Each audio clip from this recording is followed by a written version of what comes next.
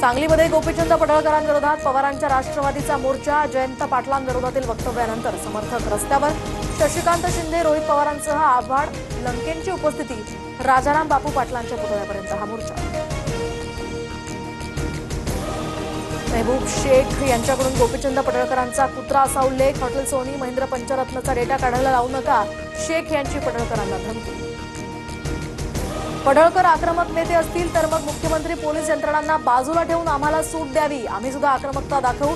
पवारांच्या राष्ट्रवादीचे प्रदेशाध्यक्ष शशिकांत शिंदे यांचा हल्ला।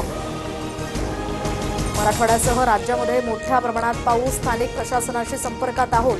जलसंपदा विभागाला आवश्यक ती खबरदारी देण्याच्याही सूचना। मुख्यमंत्री कार्यालयाची माहिती। मुसळधार पावसानं मराठवाड्याला झोडपलं। लातूर, हिंगोली, धाराशिव, छत्रपती संभाजीनगर, जालन्यामध्ये अतिवृष्टीमुळे शेतांना तलावाचं स्वरूप।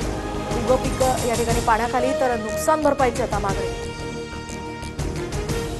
बीड जिल्ह्यामध्ये जोरदार पावसाचा हाहाकार। शिरूर, पाटोदा, आष्टी आणि गेवराई या तालुक्यांना सर्वाधिक फटका।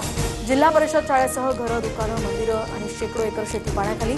एनडीआरएफकडून अडकलेल्या नागरिकांचं बचाव कार्य सुरू।